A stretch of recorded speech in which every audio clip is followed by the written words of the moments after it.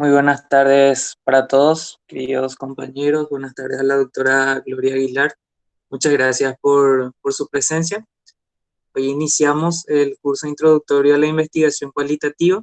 La primera, la primera clase tratará de la introducción a la metodología de la investigación cualitativa. Estará a cargo de la profesora Gloria Aguilar. Ella es MD, MPH y PhD, es docente de la Facultad de Ciencias Médicas, la Universidad Nacional del Caguazú, y presenta un extenso currículum en la cual ya lo socializamos en el grupo. Creo que es conocido de muchos de nosotros, así es que le damos la bienvenida. Muchas gracias, doctora, por aceptar participar. Sabemos que podemos aprender mucho con usted, así es que bienvenida. Sin más que agregar, cuando usted disponga puede presentar su pantalla, la compañera va a dejar de presentar la suya y podemos dar inicio. Bienvenida, doctora, buenas tardes. Buenas tardes. Muchas gracias, Luis. Muchas gracias a todos los representantes de la asociación por invitarme a compartir con ustedes esta tarde.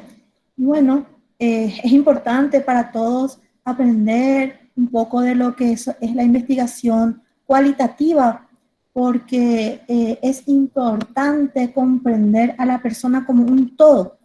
Y la investigación cuantitativa nos permite conocer una parte y que tiene que luego generarse un proceso para poder comprender en forma holística. Bueno, buenas tardes a todos. Para mí es un gusto estar con ustedes y voy ahora a compartir mi pantalla. A ver. Luis, ¿me avisa si se ven, por favor? Aún no, Ahí. doctora.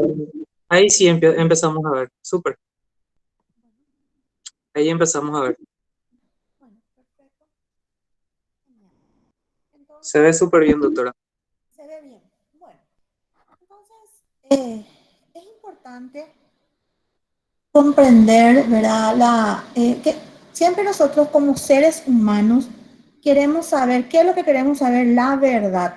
Queremos saber la realidad. Entonces, por esto les traje esta frase de Rumi. Rumi es un poeta, un sufí, es un persa, ¿verdad? Del Islam. Y él dice, la verdad es un gran espejo que cayó del cielo. Se rompió en 1000 pedazos. Cada uno tiene un pedazo y cree tener la verdad. Imagínense. Qué gran reflexión nos da esta frase, ¿verdad? Nosotros queremos a veces decir la verdad, tenemos la verdad, poseemos la verdad. Pero ¿qué es lo que poseemos realmente? Ese pequeño pedazo de espejo que cayó del cielo. Y también sucede lo mismo con la realidad. Lo que a veces conocemos como realidad no es más que la punta del iceberg, ¿sí? Entonces, y a veces, ¿será que la realidad es lo mismo para mí? ¿Hoy es lo mismo para Luis? ¿O es lo mismo para Carlos Ríos? ¿O es lo mismo para otra persona, tu alumno del cuarto? ¿Verdad? Entonces, ¿es la realidad la misma? ¿O tenemos ojos diferentes para captar la realidad? Entonces, con esto empezamos un poco, ¿verdad? Con estas reflexiones, empezamos un poco a ver qué es lo que queremos captar nosotros a través de la metodología cualitativa. Bueno, hermosos autos, ¿verdad? Ojalá pudiésemos tener este tipo de autos. Entonces, vamos a partir de la premisa, el automóvil está hecho de hierro. El automóvil de Alberto está hecho de hierro. El automóvil de Gloria está hecho de hierro. Esas son las premisas. ¿Cuál sería la conclusión?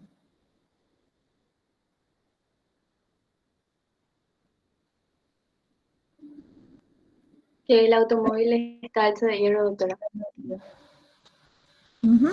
Todos los automóviles están hechos de hierro. ¿Por qué? Porque mi automóvil está hecho de hierro, el automóvil de Alberto está hecho de hierro y el de Gloria también, ¿sí? Entonces, todos los automóviles están hechos de hierro. Entonces, esta es una forma de llegar al conocimiento que se llama el método inductivo. ¿Qué es lo que hace el método inductivo? Establecer enunciados universales ciertos a partir de la experiencia. Esto es, ascender lógicamente a través del conocimiento científico desde la observación de los fenómenos o hechos de la realidad a la ley universal que los contiene, establecido a partir de casos particulares. Consiste en sacar de los hechos particulares una conclusión general. Se refiere a la generalización de una observación, razonamiento o conocimiento. Y este es el método que utilizan los estudios cualitativos. Entonces, a partir de los hechos particulares, sacan una conclusión general. Y después vamos a la otra, al otro, ¿cómo que se dice? Al otro punto o a la otra forma de ver las cosas que empieza con esto. Todos los gatos del barrio son blancos. Pom Pom es un gato del barrio. ¿Cuál es la conclusión?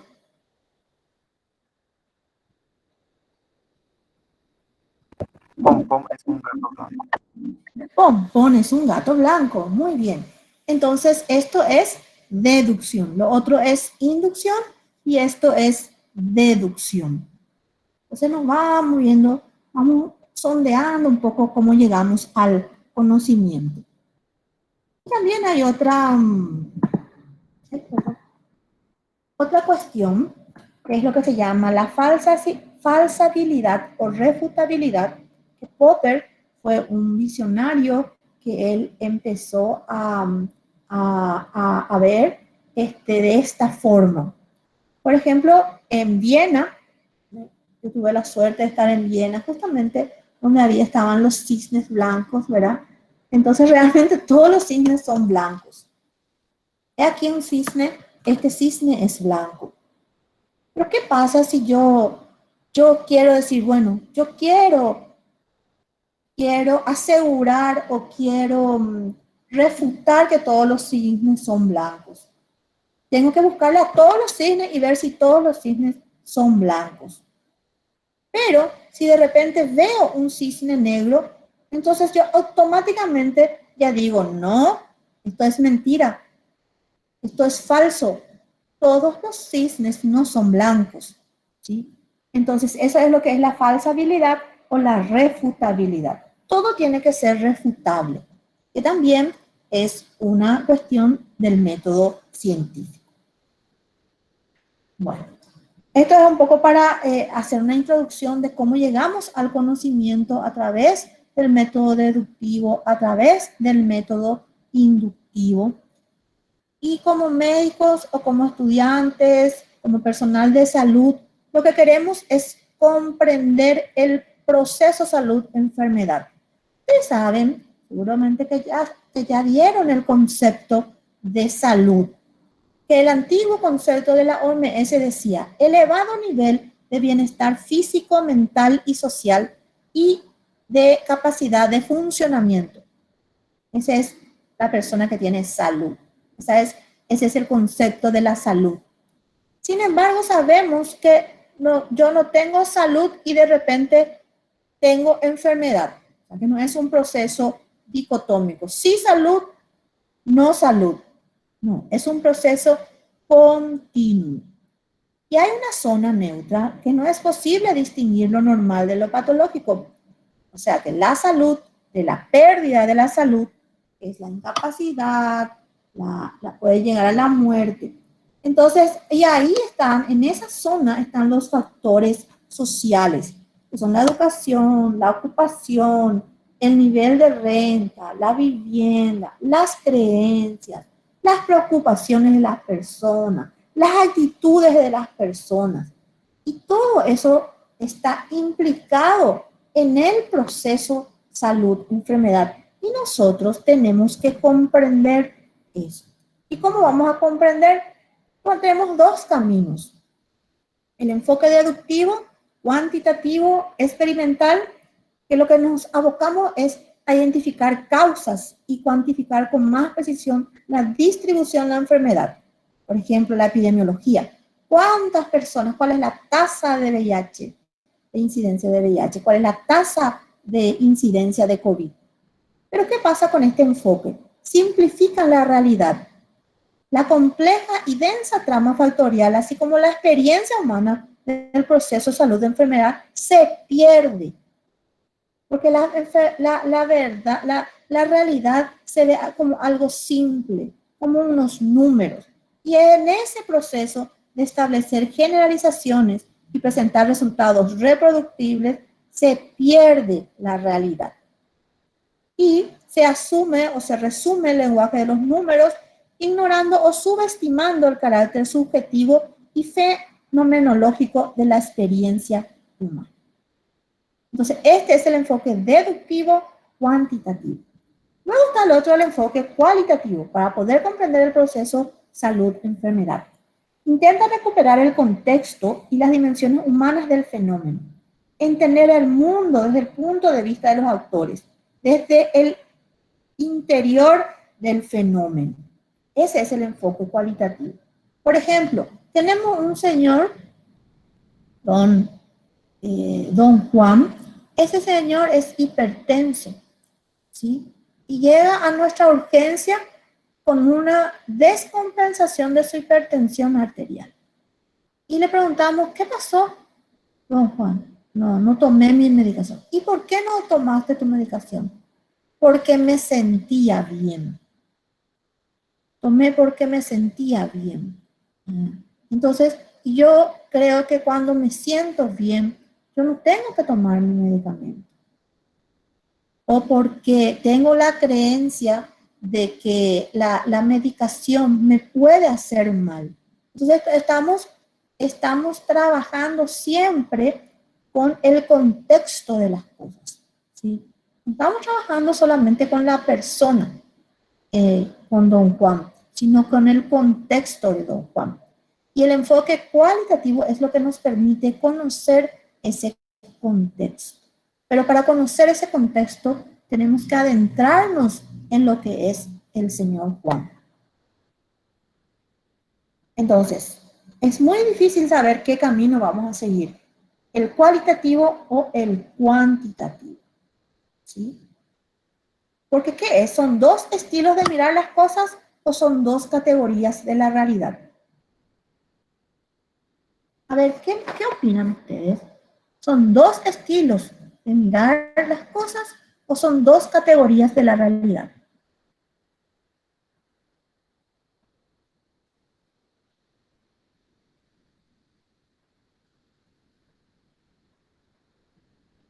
Dos categorías de mirar la realidad, doctora. ¿Por qué pensás así?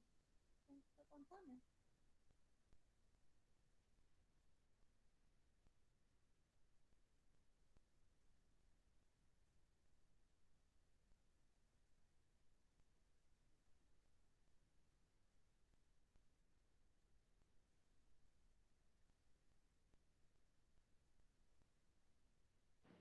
Doctora, no se escuchó lo que dijiste. Sí, quiero saber qué opinan ustedes. Si son dos estilos, lo quanti y lo quali, ¿son dos estilos de mirar las cosas o son dos categorías de la realidad? El compañero dijo son dos categorías de la realidad. ¿Y por qué? Le pregunté, ¿por qué pensás que son dos categorías de la realidad?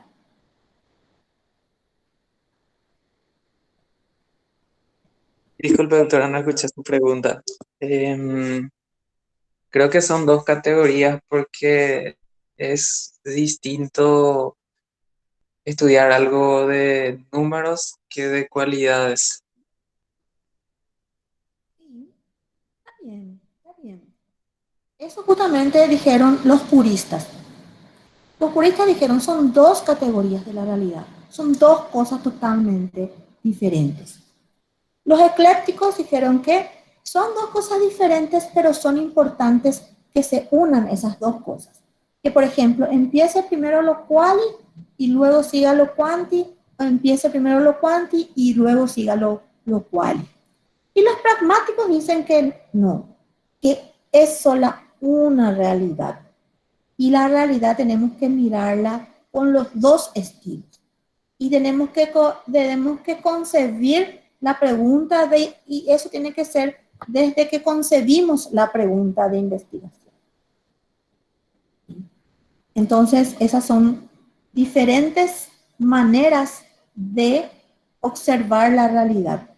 Y no hay ni la mejor ni la peor, ¿sí? Son estilos diferentes. Entonces, ¿qué es lo que hace la metodología cualitativa? Es la estrategia de investigación fundamentada en una depurada y rigurosa descripción contextual del evento, conducta o situación. O sea, ¿qué es lo que hacemos nosotros? Describimos el evento, la conducta o la situación de manera contextual. Le describimos a don Juan hipertenso que vino a la urgencia con su hipertensión descompensada, cómo él vive en su casa, qué cree él, qué creen sus vecinos, cómo influye sus vecinos en sus creencias. Porque nosotros le vamos a compensar su hipertensión arterial. ¿Y qué va a pasar con don Juan? Se va a ir otra vez a su mismo contexto y va a volver otra vez. Es por eso que nosotros los médicos precisamos comprender mejor el contexto de las personas y necesitamos abordar en forma cualitativa el fenómeno. Entonces, vamos a leer otra vez. Estrategia de investigación fundamentada en una depurada y rigurosa descripción contextual del evento. Conducta o situación que garantice la máxima captación de la realidad. Nosotros queremos captar la realidad, que es siempre compleja, y que genere un conocimiento con suficiente potencia explicativa. Esa es la metodología cualitativa. Los investigadores cualitativos buscan respuestas a preguntas en el mundo real. Recogen lo que ven, oyen y leen de personas y lugares y de acontecimientos y actividades. Su propósito es informarse acerca de algún aspecto del mundo social y generar nuevos conocimientos que puedan ser usados por ese mundo social. ¿Sí? Entonces, eso es lo que hacen los investigadores cualitativos. Y hay dos enfoques que son justamente para decidir entre cual y cuanti. Está lo que es el positivismo y que tuvieron sus exponentes muy importantes que son Comte y Durkheim, que es la búsqueda de la causa de los fenómenos a través de la metodología cuantitativa, a través de cuestionarios, inventarios y estudios demográficos.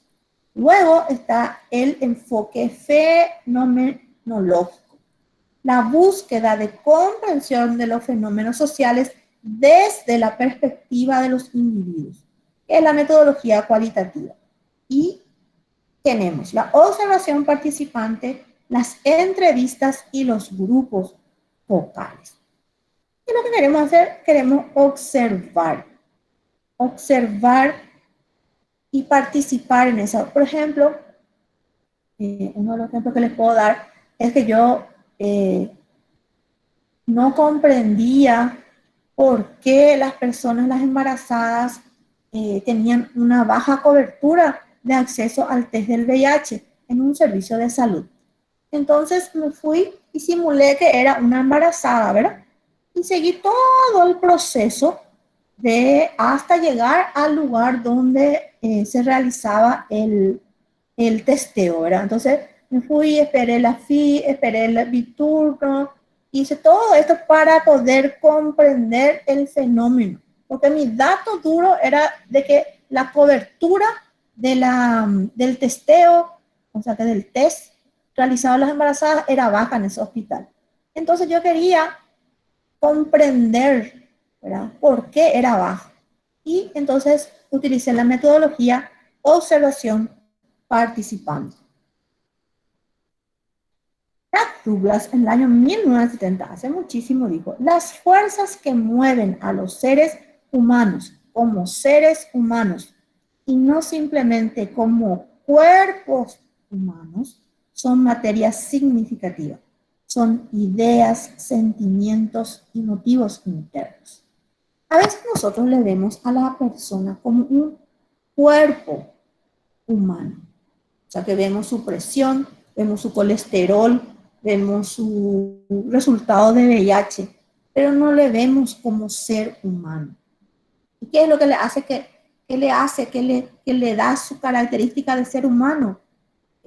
Son las ideas, sentimientos, motivos internos. Y tenemos que comprender a la persona como un todo, como un ser humano. Entonces la metodología cualitativa dijimos que es inductiva, de lo particular a lo general, perspectiva holística, como un todo.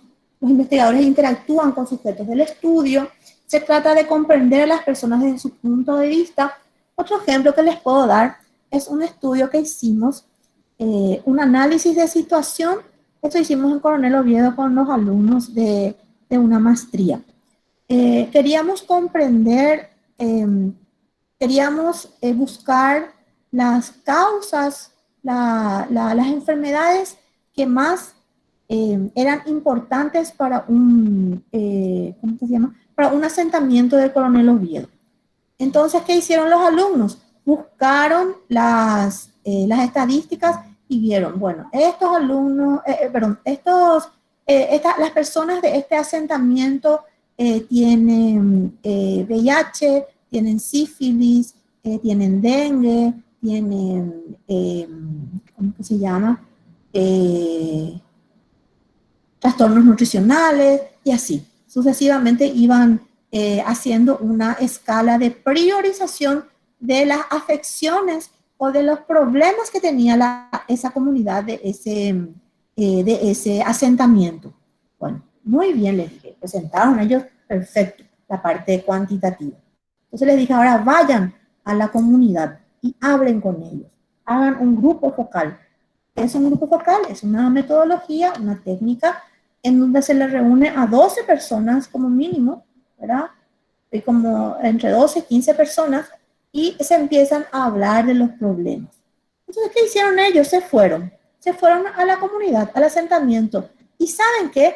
Lo que las personas percibían en ese asentamiento no tenía nada que ver con el VIH, no tenía nada que ver con el dengue, no tenía nada que ver con los problemas que el personal de salud que estaba haciendo esa maestría captó con la estadística. Eran otras preocupaciones y otras prioridades que las personas tenían.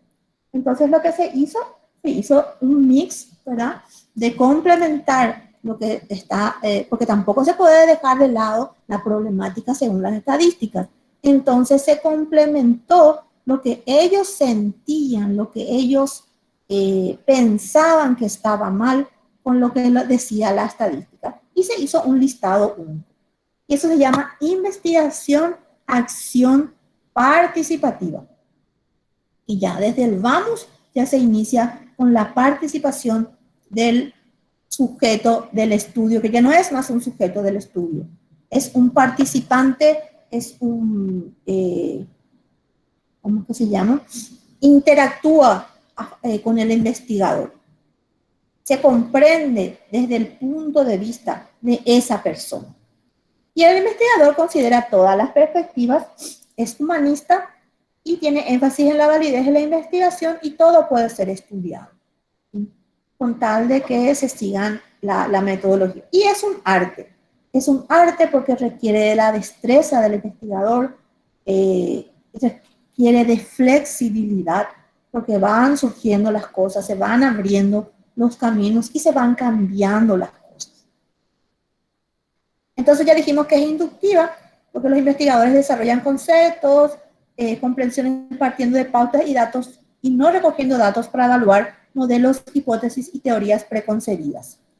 Y en una perspectiva holística, las personas, los escenarios o los grupos no son reducidos a variables. A nosotros, o sea, en la investigación cualitativa no son interesantes las variables. Ustedes saben que en la parte cuantitativa, lo primero que se pregunta son ¿qué variables serán? ¿Cuál es el outcome? ¿Cuál es? No.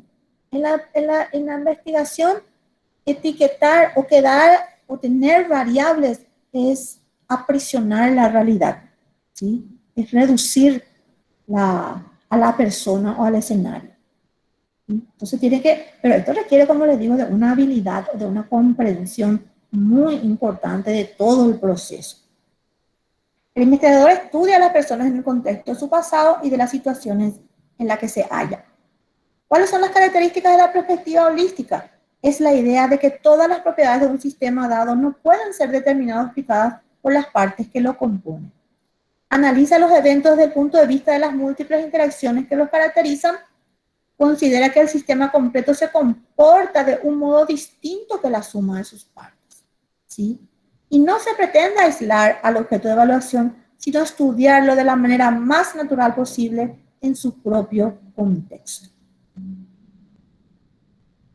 Entonces, los investigadores son sensibles a los efectos que ellos mismos causan en las personas que son objeto de del estudio.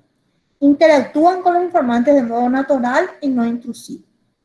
Se dan entrevistas a profundidad, las cuales no es que hay un intercambio de pregunta y hay una respuesta, pregunta no, sino que siguen el modelo de una conversación normal. Los investigadores tratan de comprender a las personas en el marco de referencia de ellas mismas. Es esencial experimentar la realidad tal como otros la experimentan. También les quiero contar una experiencia que tuve con las trans, ¿verdad? Yo quería saber las personas trans cómo captaban a sus clientes. ¿Quiénes eran los clientes? Las personas trans, ¿verdad? Entonces, nosotros hicimos un estudio en donde íbamos a observar, ¿verdad? Escondidos en la calle, ¿verdad? De cómo observar el comportamiento de las personas en su realidad, en su contexto, en su ámbito de acción, ¿sí? Para que se pueda saber qué es lo que pasa y quiénes son y cómo son, ¿verdad? Los investigadores se identifican con las personas que estudian para comprender cómo ven las cosas. Ustedes se van a dar cuenta cuando hagan estudios cualitativos que las personas ven totalmente otra cosa que la que ustedes ven. Entonces el investigador suspende o aparta sus propias creencias, perspectivas y predisposiciones. Esto también es una experiencia que hicimos un grupo focal, ¿verdad? Le reunimos a 12 usuarios de drogas en Coronel Oviedo, ¿verdad? Entonces, y entre esos usuarios de drogas, ustedes pueden creer que había una embarazada. Entonces, a mí me costaba apartar mi creencia o mi perspectiva de que yo soy pediatra, ¿verdad? De que la embarazada, ¿cómo va a estar utilizando droga?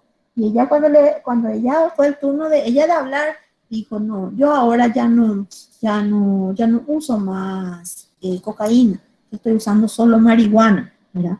Entonces yo quería, mi cara tenía que ser una cara de jugador de póker, ¿verdad? Porque yo en mi cara trataba de que mi cara no exprese el cambio que yo estaba experimentando adentro. Eso fue mi primera vez, me costó muchísimo, ¿verdad? Porque uno no tiene que acusarle, no tiene que ser juez de la persona a la cual está haciendo a la cual está investigando, sino que hay que comprender y hay que partir de cero.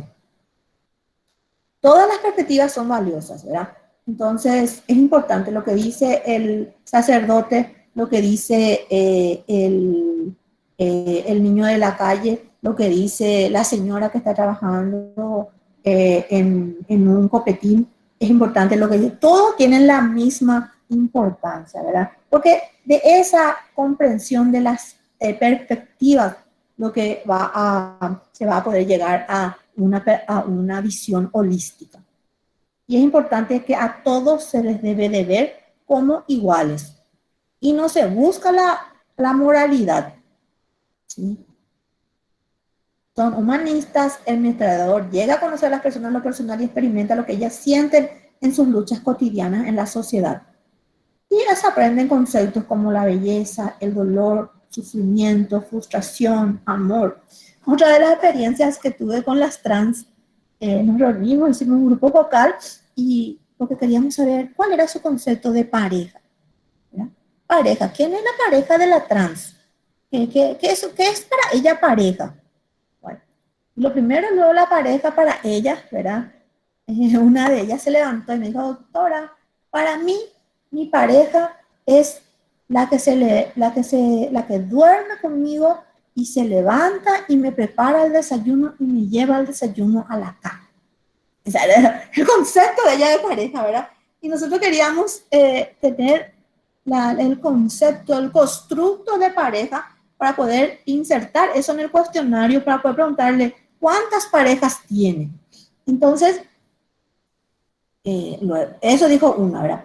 Después otra dijo, la pareja para mí puede convivir o no convivir porque vive con su esposa. Pero esa es mi pareja. ¿Y por qué es tu pareja? Y esa es mi pareja porque no me paga por las relaciones y hay una cierta conexión. Perfecto, para esa trans, esa era su pareja. Otra persona, a mí no me importa si me paga o no me paga, si está conmigo es mi pareja. Entonces, como ustedes verán, tuvimos que construir y después empezó, no, la pareja después de pareja, ese era el concepto de pareja estable, perdón, no dije que era estable. Y después empezó el tiempo. ¿Cuánto tiempo tiene que estar conmigo para que yo le considere pareja estable? Tiene que estar conmigo 3 meses. A partir de ahí yo le puedo considerar estable. Entonces, imagínense, es aprender. Nosotros aprendimos con ellas, el concepto de pareja estable. Y me dice otra, doctora, mi pareja no es homosexual. Y le digo, Airen, tu pareja es para mí como epidemiólogo, él es un homosexual porque tiene una relación con otro hombre. No, me dice, no le consideres. Si vos le consideras homosexual, nuestra asociación se va a dar un comunicado. Entonces, imagínense, comprender los conceptos de las personas para poder interactuar con ellas sin un juicio de valor. Esa es la investigación cualitativa y cuesta mucho. Bueno, entonces se puede asegurar un estrecho ajuste entre los datos y lo que la gente realmente dice y hace. Todos los escenarios y personas son dignos de estudio y que dijimos que es un arte. Por ejemplo, ¿cuál es la evidencia de la sexualidad en el adulto mayor? Ese es un tipo de pregunta cualitativa. ¿Qué significa para un adolescente ser madre? ¿Cómo percibe su calidad de vida una mujer mastectomizada? Esos son tipos de preguntas. ¿Cuáles son las técnicas de recolección de datos? La observación directa, así como les dije, observar, paciente simulado, ¿sí? Entrevista en profundidad, entrevistarle en profundidad, quiere decir que la primera vez te vas a entrevistarle y la segunda vez y la tercera vez se va abriendo las personas y te cuenta su vida. Y los grupos vocales, como les digo, grupos vocales de 12 personas, empiezan las personas a interactuar, a relatar sus experiencias, sus deseos, sus perspectivas.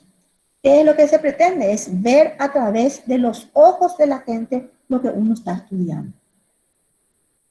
¿Qué sucede en la práctica clínica? El enfoque hacia la atención de la enfermedad, insuficientes programas de fomento y prevención de la enfermedad. El tiempo que tenemos en la práctica clínica solamente nos da para atenderle al paciente y la enfermedad que le aqueja en ese momento. Y nuestro sistema de salud no está luego preparado, sobre todo el público, ¿verdad?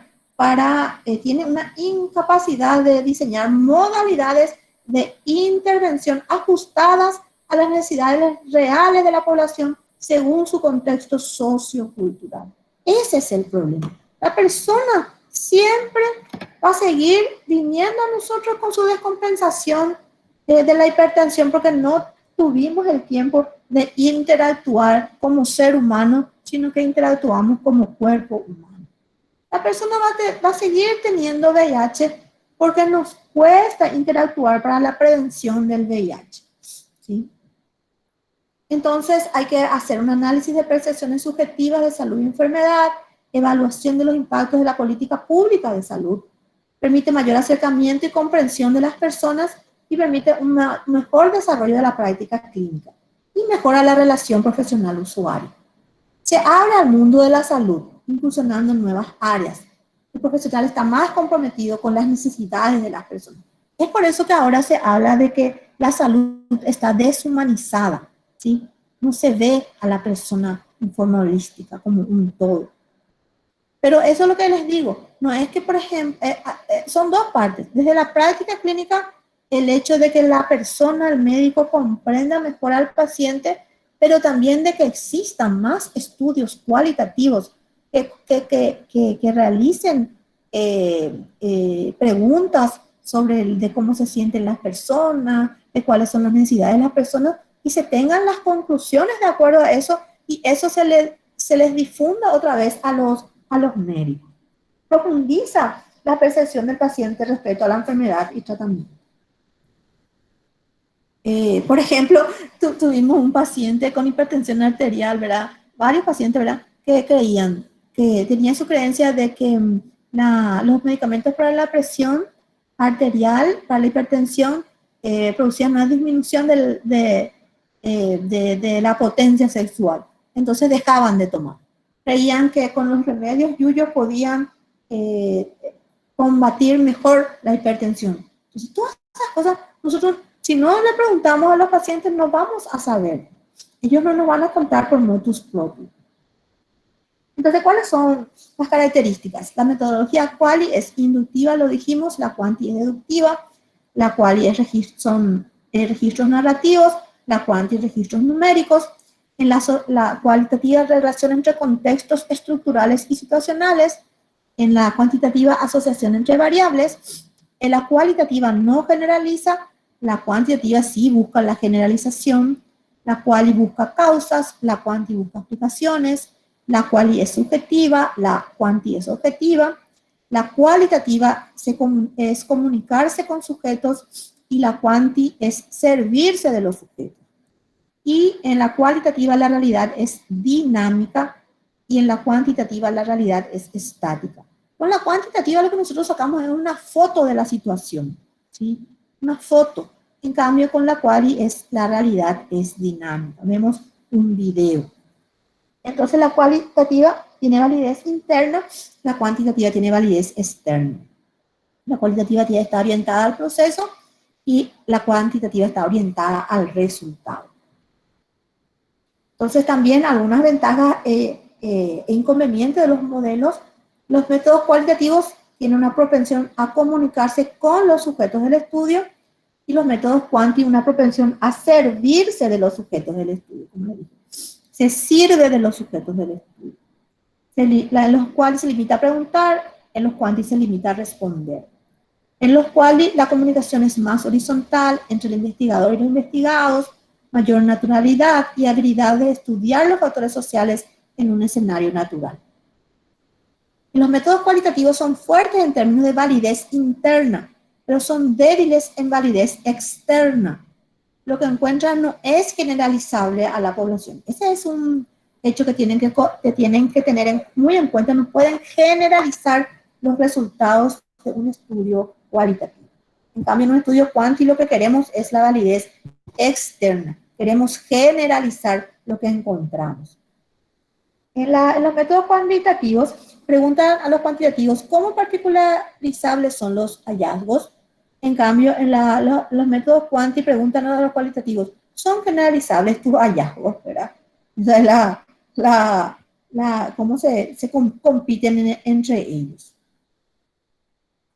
Entonces, la metodología cualitativa como les dije, estudia las interpretaciones, las actitudes, las vivencias, las creencias, las percepciones, el significado. Como les dije, ¿qué significaba para la trans una pareja estable? Sus pensamientos. ¿Cuáles son sus pensamientos acerca de la prevención del VIH? ¿Cuáles son los pensamientos de las personas acerca de la prevención del COVID? Dice también hay una literatura, dice, acercarse a la gente.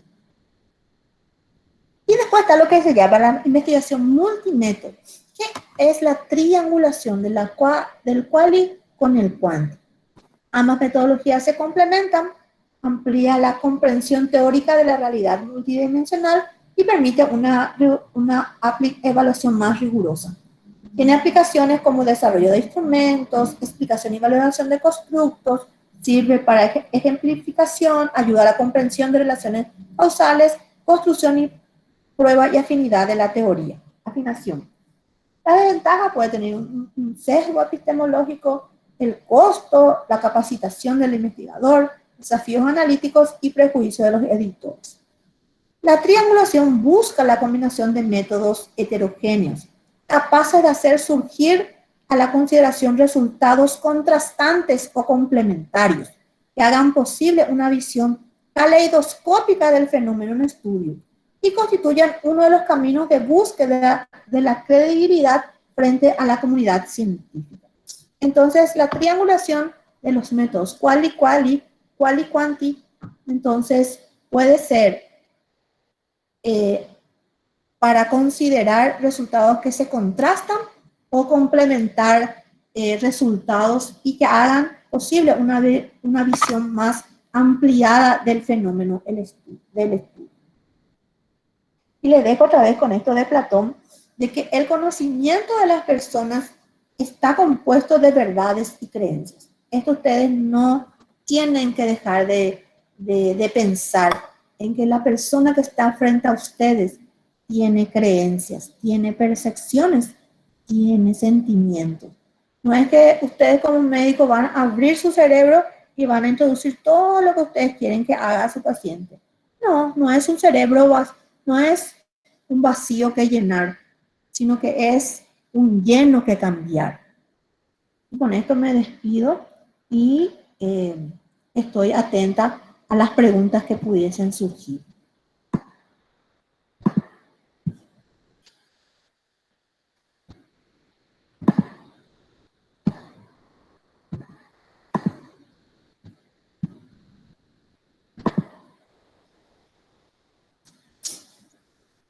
Muchas gracias, doctora. Gracias a todos también por permanecer en la reunión. Habilitamos este momento para las preguntas que tengan para aprovechar los conocimientos de la doctora Gloria.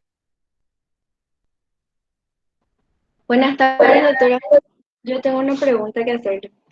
Buenas tardes. Mi pregunta es si sería válida la observación o la interacción una sola vez para elaborar una conclusión. Por ejemplo, una sola vez realizar un grupo focal. ¿Nosotros ya podríamos sacar una conclusión a partir de eso? Por ejemplo, para el grupo focal, se tienen que realizar los grupos focales hasta que se sature la información.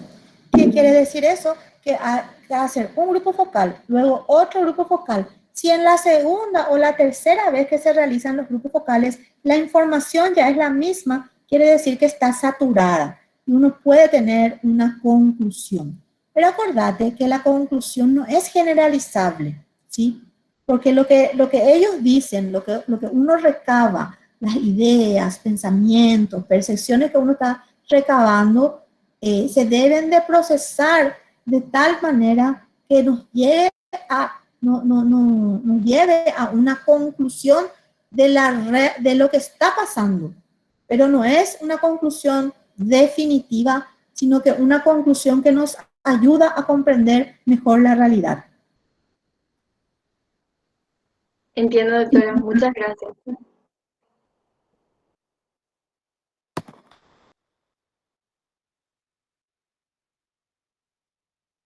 Por ejemplo, si puedes hacer una observación, ¿verdad? Por eso dice, tiene un sesgo, ¿verdad?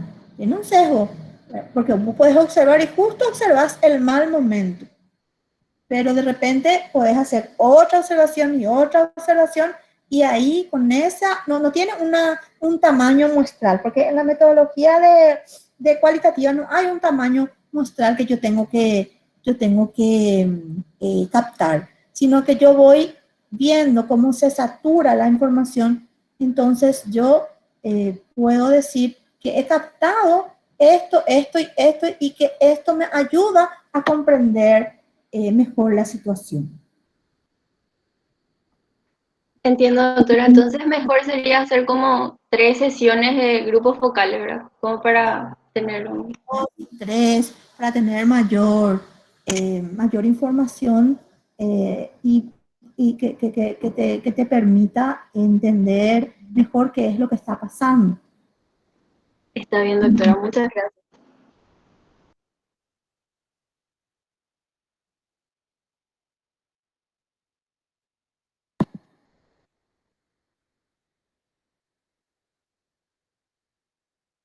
Recordarle también a los asistentes que pueden prender sus micrófonos sin problema para hacer las preguntas o en el chat y nosotros le leemos a la doctora.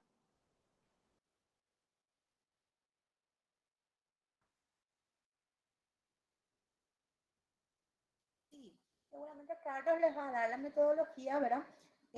Por ejemplo, para un grupo focal tenemos lo que se llama un guión, una serie de preguntas que vamos ejecutando para disparar el momento, para que las personas se vayan abriendo. Por ejemplo, si es un tema así relativo a la sexualidad, se recomienda que se haga un grupo de mujeres y un grupo de varones, ¿verdad? Porque las mujeres, si se mezclan personas de ambos sexos, las mujeres quizás no van ¿cómo se llama? No van a expresarse. Entonces se hacen mujeres aparte, hombres aparte. Y cuando es mujer, por ejemplo, el orientador tiene que ser mujer. Cuando es hombre, generalmente es hombre. Tiene que ver también quién es el que va a realizar. Por ejemplo, si quieren hacer en adolescentes, por ejemplo, yo hablo mucho de conductas sexuales porque es lo que es mi área de estudio, ¿verdad? Adolescentes, por ejemplo, ustedes, solo adolescentes, no tiene que estar ningún mayor. Hicimos un grupo focal en una comunidad indígena con adolescentes indígenas y sobre el uso de condón, su percepción del uso de condón. Y era muy agradable en el sentido de cómo empezaban a abrirse de a poquito, ¿verdad? Tuvimos que hacer aparte las nenas y los nenes aparte y con una psicóloga, ¿verdad? Porque no, para que generalmente las psicólogas comprenden mejor cómo van progresando las preguntas y las respuestas.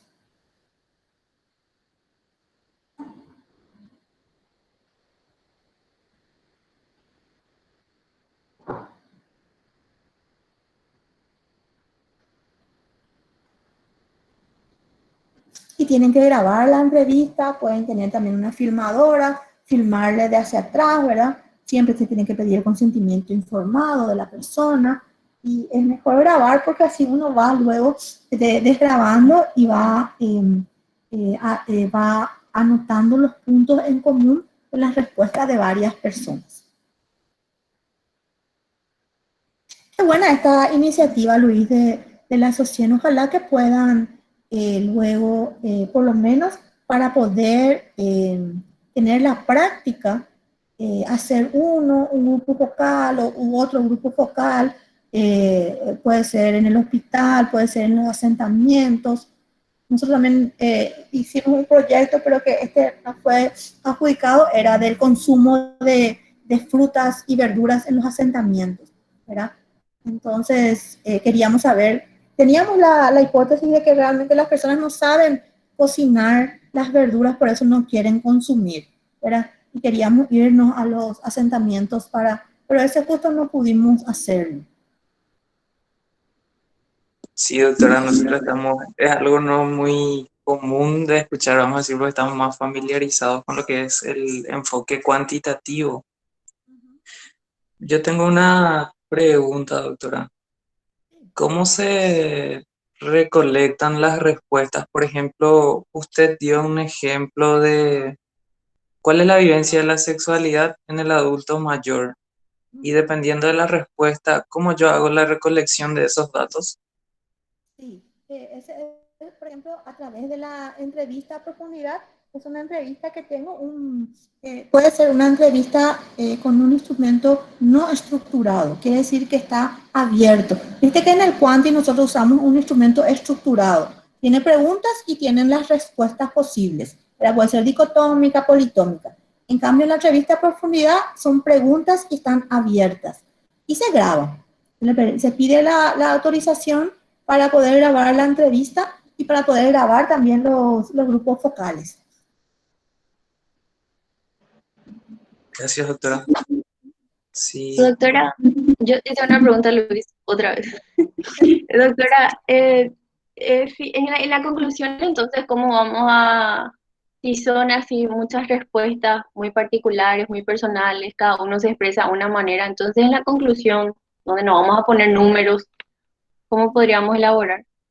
No, ustedes no van a poner números, pero generalmente, como les dije, hay un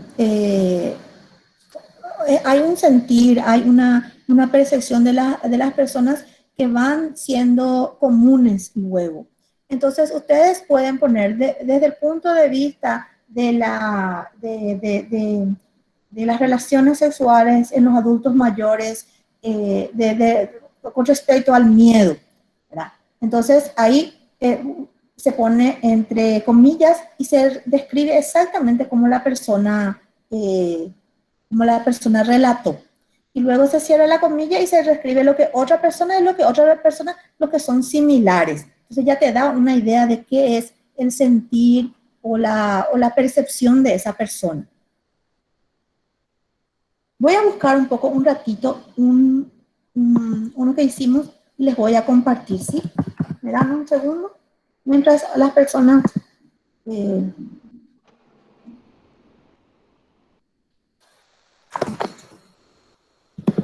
van viendo cómo pueden preguntar.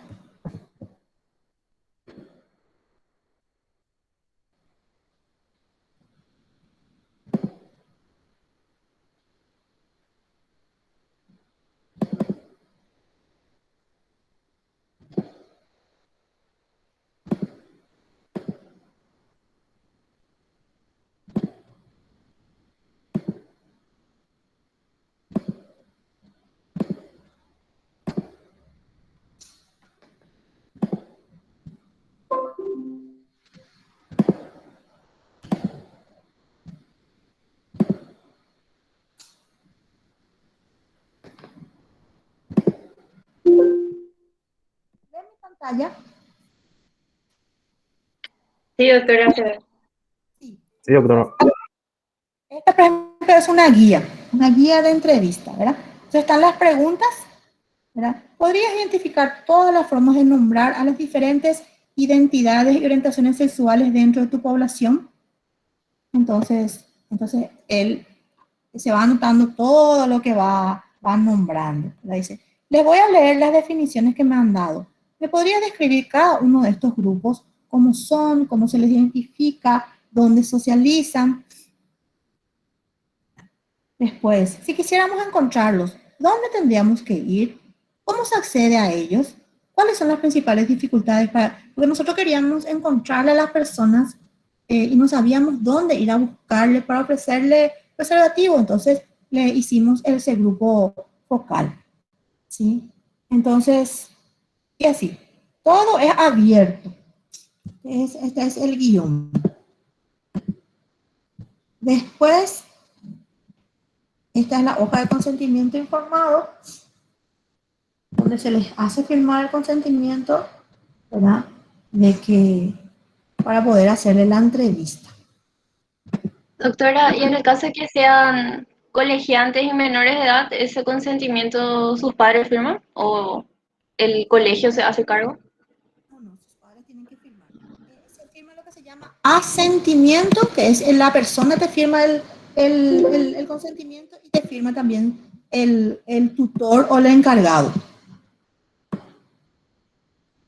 Este, por ejemplo, es estudio sobre percepciones, actitudes y comportamiento, sobre prevención, percepción de riesgo, uso de condón y dinámicas de interacción en poblaciones clave.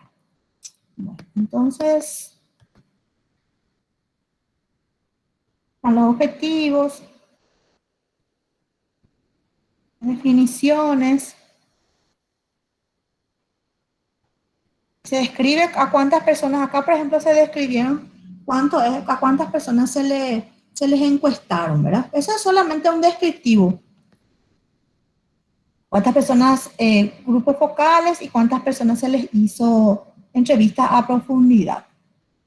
Después viene lo que es el famoso llamado estado del arte, donde se empieza a hacer una revisión de la literatura, de todo lo que hay, ¿verdad? Es el estado del arte.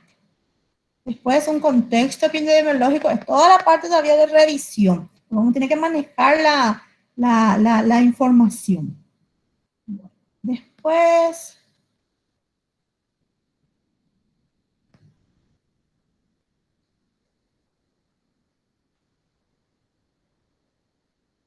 son las georreferenciación.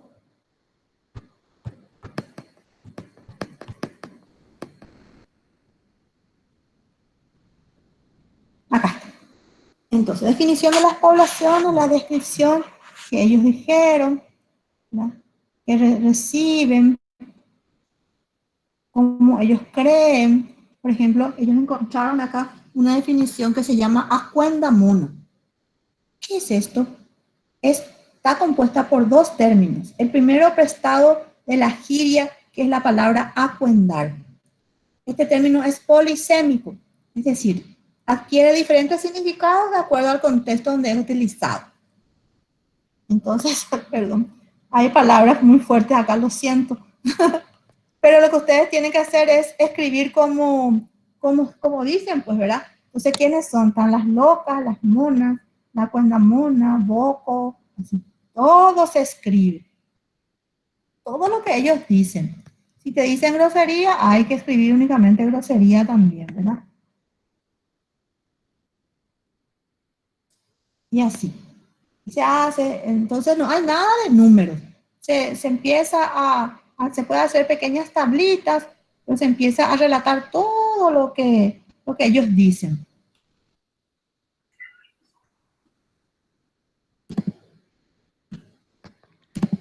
Entiendo, doctora, me quedó muy claro, muchas gracias. Nosotros estamos pensando hacer un trabajo de investigación utilizando la metodología cualitativa para poder saber la percepción de los colegiantes sobre la vuelta a clases que hubo en un periodo. No sé si ahora mismo se va a volver, pero en un periodo hubo ya. Entonces queremos hacer eso de los grupos focales. Sí.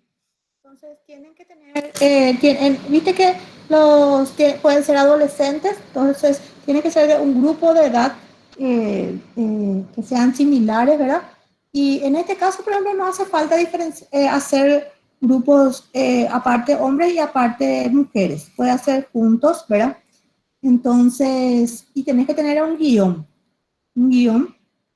en donde se van escribiendo las preguntas disparadoras, ¿verdad? Entonces, por ejemplo, y tiene que ir introduciendo el tema. Ustedes saben lo que es el COVID, y ahí ya empieza así, sí, COVID es esto, COVID es tal cosa. ¿Y cuáles son qué se puede hacer para no tener COVID? En un término coloquial, ¿verdad? Entonces, y no es que de repente se van directo a preguntarle lo que ustedes quieren, sino que empiezan a insertarse en el tema y luego que se ha generado confianza, entonces ya van con el tema que ustedes quieren estudiar. Y ellos tienen que hablar, tiene que ser, si es posible, tienen que ver una par. Una par quiere decir que una adolescente que esté bien compenetrada y que ella esté colaborando con ustedes cuando ustedes están frente a los adolescentes o a los alumnos.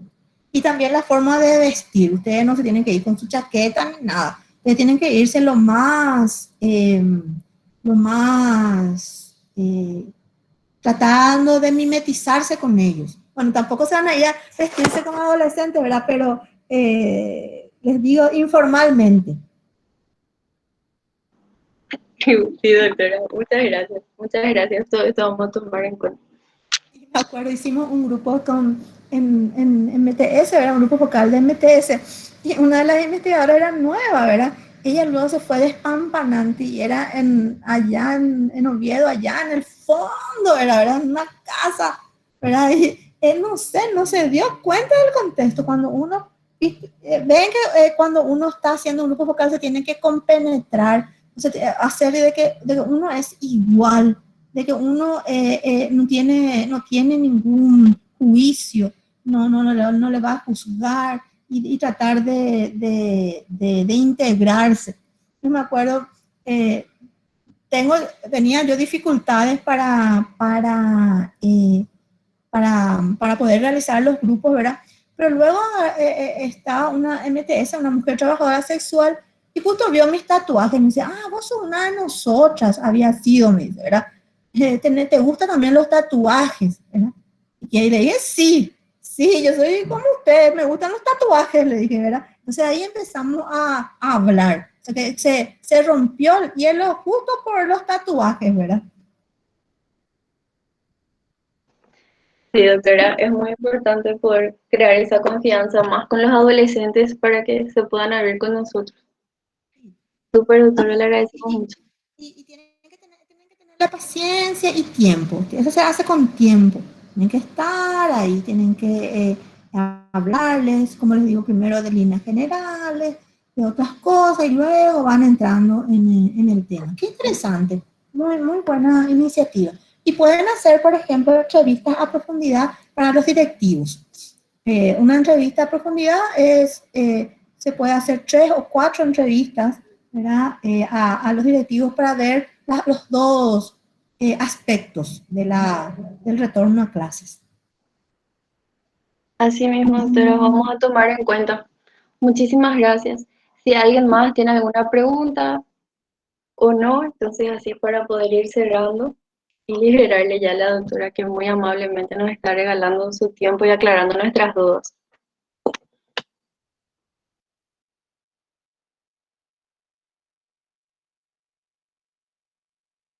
Sí, con gusto, yo lo hago Si no hay porque más preguntas de parte de la Asociación UNCA, doctora, muchísimas gracias por su valioso tiempo. Sabemos lo ocupada que es.